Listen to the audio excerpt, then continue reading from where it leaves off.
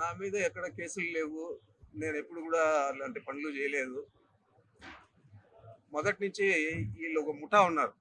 కిరణ్ కుమార్ రెడ్డి, రఘువీరారెడ్డి, ఎవరైతే రాజశేఖర రెడ్డి గారికి అడుగులకు మడుగులొత్తి రాజశేఖర రెడ్డి గారు చనిపోయిన తర్వాత పార్టీ ఫిరాయించి వాళ్ళ కుటుంబానికి వ్యతిరేకంగా పనిచేశారు. వాళ్ళల్లో ప్రధాన ముద్దాయి రఘువీరారెడ్డి.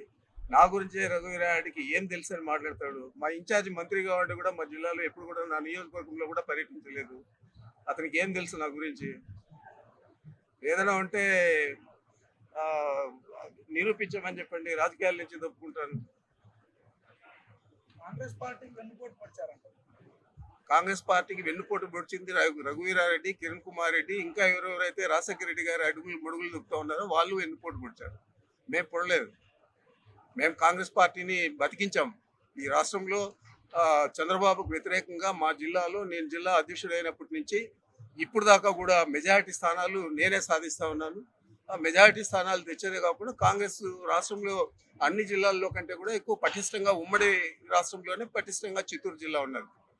మరి ఇతను ఆ కాన్స్టిట్యూన్సీ డిపాజిట్ కూడా తెచ్చుకునే పరిస్థితి లేదు. మరి నేను నిలబడండి, డిపాజిట్ తెచ్చుకోమని చెప్పండి. ఫస్ట్ రాజశేఖర రెడ్డి గారి పేరు చెప్పుకొని వేల కోట్లు దోచేసుకొని సాయిబాబా చనిపోతే ఆ 5 రోజులు ఆ బాడీని తీయకుండా ఇంకో రేపు ఎల్లుండి అని చెప్పి లారీల్లో తరలించారు వీళ్ళందరూ. డబ్బులంతా మీ జిల్లా వాసులకే ఎక్కువగా తెలుసు దాని గురించి. రఘువీరారెడ్డి ఒక పొలిటికల్ బ్రోకర్. అతని గురించి నేను మాట్లాడడం ఎందుకు?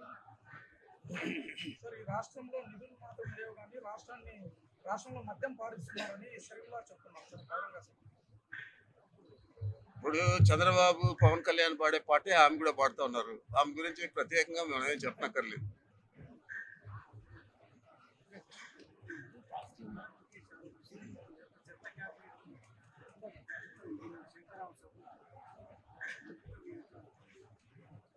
నోటికి వచ్చింది మాట్లాడే పరిస్థితి అతనికి ఉంది. అంటే రకమైన పిచ్చి అనుకుంటా నేను. ఆ విధంగా మాట్లాడుతూ ఉన్నాడు. అలాగా ఫాదర్ కంటే చెత్త క్యాబినెట్ పెట్టుకోన్న ముఖ్యమంత్రి రాష్ట్రంలో ఎవరు లేరు. మరి ఏం చేశాడు?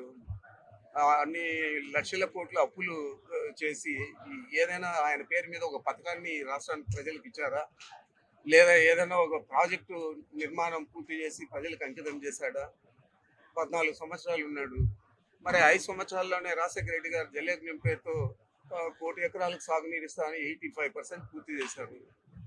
మరి అతను చెప్పుకోవాలంటే ఇవన్నీ పాతవన్నీ చూస్తే అతను మాట్లాడగలుగుతాడు. తన తండ్రిని గురించి ఫస్ట్ ఆలోచన చేయాలి అతను.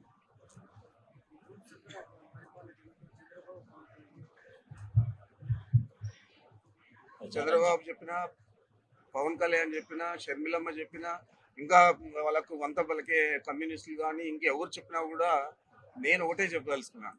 ఈ రాష్ట్రంలో ప్రజలకు నచ్చిన పరిపాలన ఈ 5 సంవత్సరాల్లోనే ఇవ్వడం జరిగింది జగన్మోహన్ రెడ్డి గారు.